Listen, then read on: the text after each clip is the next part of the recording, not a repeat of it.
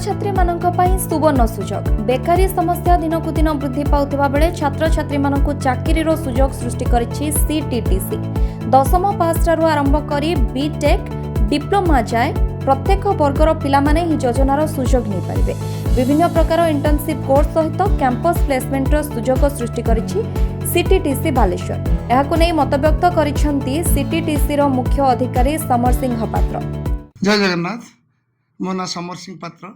मो एठिकार इंचार्ज अच्छी जे कि AT Baleswar CTTC extension centre Baleswar यह अवस्थित गवर्नमेंट आईटीआई कैंपस रे आम एठिबार आसबार मूल उद्देश्य होची आमर जो आज समाज जो युवपीढ़ी से माने बहुत आग को चली जोटा कि आज देखो गोटे छोट पिला जे कि मोबाइल रे सब किछि जानिछि बट मोबाइल केमिति तैयारी हेछि से किछि जान नै मोबाइल तैयारी करछि से किछि जानिनी जोटा कि आज दुनिया एआई जदि आप आज गोटे पिला को पचारे से कह आर्टिफिशियल इंटेलिजेंस तो ता माने कौन करिछि किए बट करिछि को माने एई माने जो कि हमर इंजीनियर टेक्नीशियन सुपरवाइजर जो कि स्किल डेवलपमेंट प्रोग्राम जो माने करछन्ती सेही माने करछन्ती। आज आमे कहि परिबा जे कि दुनिया को जे बनौछि से होछन्ती engineer can make the world तो बिना इंजीनियर आज किसी सक्षम हो पार नहीं जोटा कि आम आज चंद्रयान को जाई सारे केमिति गले जोटा कि आम कुशल कारीगर कुशल अभिज्ञता एवं शिक्षा ये सब उन्नति जदि दिन को दिन हम ताले आम बहुत आग को जापर। आज सरकार कहूँ skill India skill Odisha skill माने कौन आम जदि स्किल करना ताले आम दुनिया रे किछि करि परिबा नहीं। आज ये स्किल डेवलपमेंट करने आम भारत सरकार जे कि एमएसएमई द्वारा आम मान बहुत सारे ऑफर देइचंती जोटा कि आम एठारे करी पिला माननकु उच्च कौशल शिक्षा देले पिला माने आग को बढ़ी पारिबे। तन्मध्यरु आमे मेकानिकल इलेक्ट्रिकल इलेक्ट्रोनिक्स सिविल ए सब पिला माननकु आमे एठारे भल भाबे ट्रेनिंग दे परिया तापई आम पारे बहुत जंत्रपाति सहित बहुत लेटेस्ट कंप्यूटर मध्य आमे रखिछु।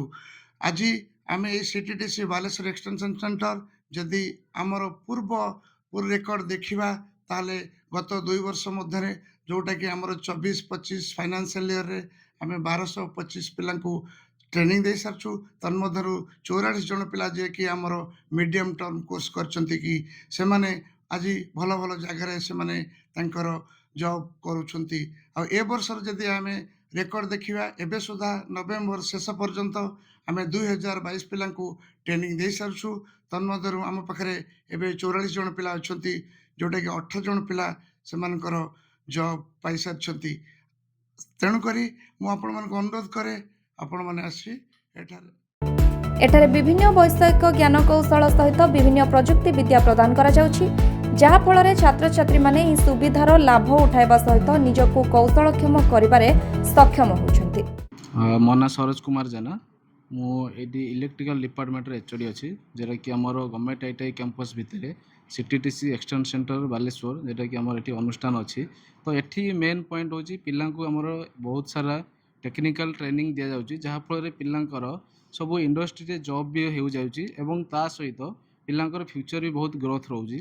तो गोटे ही केवल पिल्लांक पई मोर आह्वान रहउची पिल्ला माने आसिकी निजर सुजोग को एठी निजर ट्रेनिंग स्किल को एठी आसिकी ग्रहण करंतु एवं फ्यूचर को भी डेवलपमेंट करंतु जहा फଳରେ हमर इंडिया रो भी जो टेक्नोलॉजी अच्छी मतलब इंडिया रो भी स्किल भी जो अच्छी सी भी डेवलपमेंट हबो।